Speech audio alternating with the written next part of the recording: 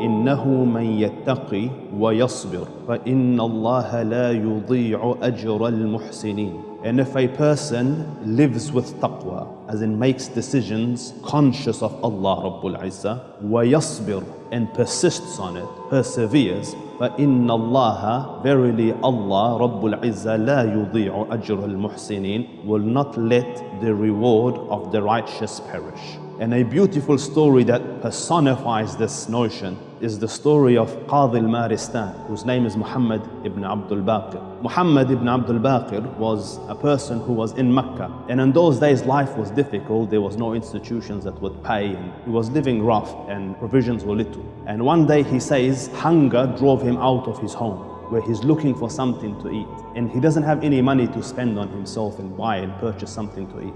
So walking in the streets, he's looked down and he saw a bag, a sack, a purse. He leant down, picked it up, took it home, opened it, and he says, I have never seen a pearl necklace like this before, dazzling and in a nice purse. So he goes, then I heard outside a person calling that, "O people, whoever has found a sack of pearls, I will give him 500 dinars. And 500 dinars is 500 gold coins. So he says, I thought to myself, I'll go out and I'll give the man the bag and maybe benefit from the 500 because he's offering it as a reward. So because I walked out, I saw the elderly man and I invited him in. I asked him, as is the sunnah of the Prophet, describe the sack. So he described it, with the material that's in there and the tie that's on it. And then I said, describe what's in it. And he described it. And I said, describe the string of the necklace. And he described it. So this Qadi al-Maristan, young student at this stage, gave him the sack back, gave him the purse of pearls back. So the man gave him 500.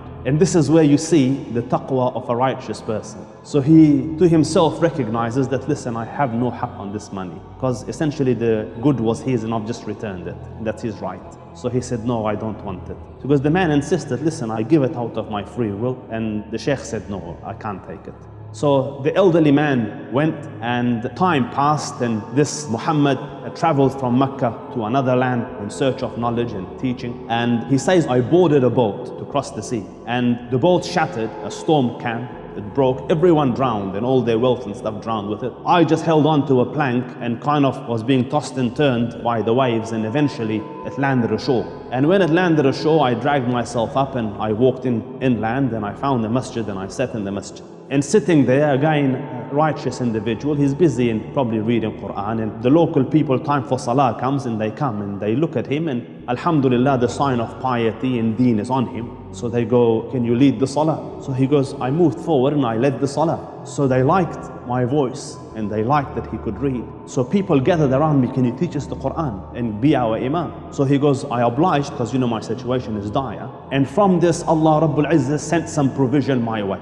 People would pay, and there was a stipend assigned to him for the imamate probably. And he continued like this. So because I stayed there some time, and then I found in the side of the masjid some parchments, some writings of Quran. So I looked at it and I started to read it, and they saw that I can read. So they go, you can read and write? He goes, yes, I can read and write.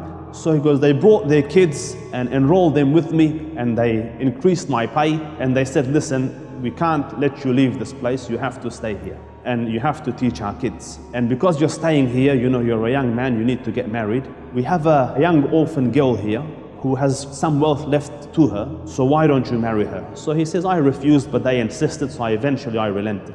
And in those days, you wouldn't see your wife until later on, until the wedding night. So at the wedding night, the lady came into the wedding chamber, and he looks up, and on her neck, his eyes are caught by a necklace, and he's just sitting there, be glued to the necklace. And the poor orphan girl is thinking like, hello, I'm here.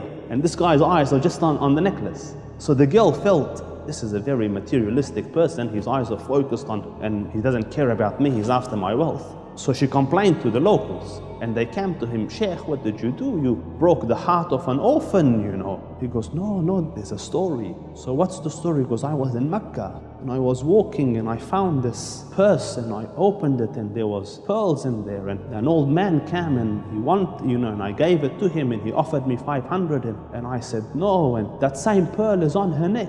So they started to say, Allahu Akbar, Allah, he started screaming until everyone in the island gathered. So he goes, what's going on? They go, there's a story That old man came here, this is where he was. And he used to make dua, Ya Rab, I have not seen a more decent man than that young man. Return him to me so that I could marry my daughter to him. But he passed away and Allah Rabbul Izzah accepted his dua, brought you here, and subhanallah, you married the girl. And not only that, the pearl necklace is still within his family. And this is the verse of Allah Rabbul Izzah, that if you live Allah conscious and persevere, He did the difficult days, but then Allah will recompense. Your reward will not perish. It will come. Just be patient, persevere, bear the difficulty, wait a little bit longer. It's darkest just before Fajr time. May Allah Rabbul Izzah grant you the capacity to bear difficulty in the path of Allah Rabbul Izzah. And may Allah grant you ease and comfort